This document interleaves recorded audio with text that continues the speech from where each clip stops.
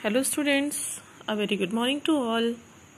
Previous video में हमने जाना कंजर्वेटिव, लिबरल्स एंड रेडिकल्स में क्या डिफरेंस था, उनकी सोच में क्या डिफरेंस था, वो क्या सोचते थे। Now we will talk about industrial society and social change. Industrial revolution and railway की एक्सपेंशन की वजह से न्यू सिटीज और न्यू फैक्ट्रीज आने लगी। मैन वेमेन ने फैक्ट्री में काम करना शुरू कर दिया, लेकिन अभी भी बहुत सी प्रॉब्लम्स आने लगी थी, जैसे हाउसिंग, सैनिटेशन और अनएम्प्लॉयमेंट की प्रॉब्लम आ रही थी।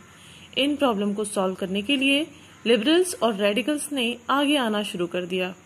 लिबरल्स और रेडिकल्स के पास अपनी खुद की इंडस्ट्रियल प्रॉपर्टी नहीं थी, जिसकी वजह से इन लोगों ने बहुत सा पैसा कमाया। इन लोगों के माइंड में एक आइडिया आया, क्यों ना इन प्रॉपर्टी में बहुत सारे वर्कर्स को एम्प्लॉय किया जाए। इन लोगों ने सोचा, अगर वर्कर को उनकी बेसिक नेसेसिटीज दी जाएं और उनके वेजेस बढ़ाए जाएंगे तो ये लोग और भी खुश होकर बहुत अच्छे से काम कर पाएंगे, और इसकी मदद से प्रोडक्शन तो बढ़ेगा ही, साथ ही में सोसाइटी के डेवलपमेंट भी होगी। इस आइडिया का सोसाइटी के सभी लोगों ने सपोर्ट किया।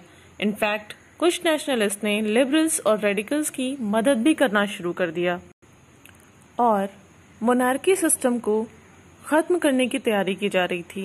एक इटालियन नेशनलिस्ट जिनका नाम जिसेप मैज़नी था, उन्होंने अपने आर्टिकल की मदद से नेशनलिज्म का idea after 1815 Giuseppe Mazzini, an Italian nationalist, conspired with others achieve this in Italy. Nationalists elsewhere including India read his writings.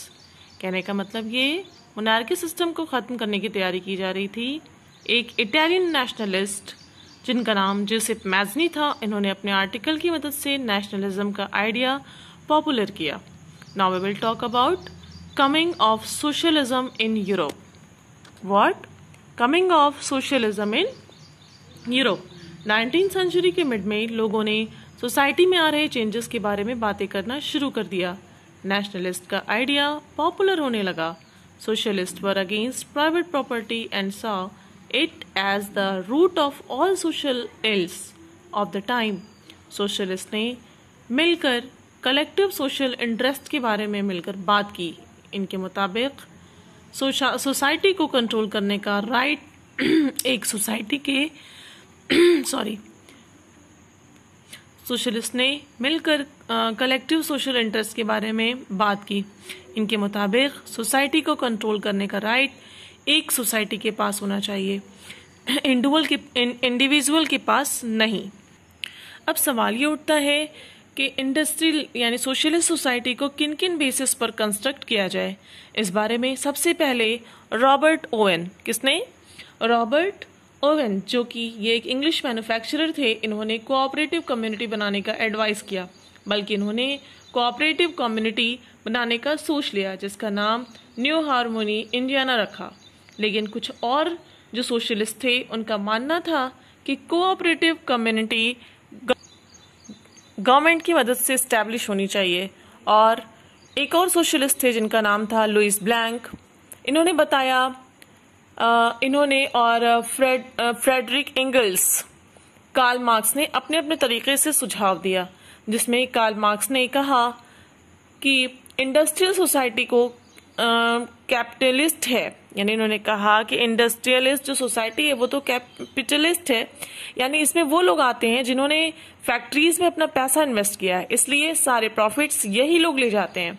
Karl Marx ने कहा कि अगर वर्कर्स की कंडीशन को इम्प्रूव करना है तो कैपिटलिज्म और प्राइवेट प्रॉपर्टी के रूल को हटाना होगा।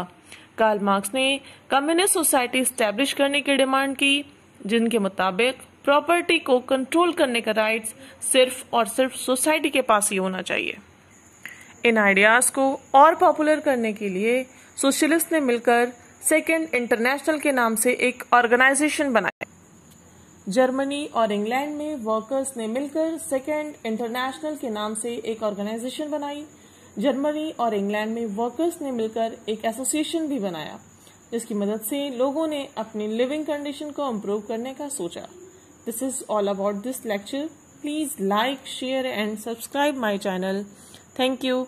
Have a nice day.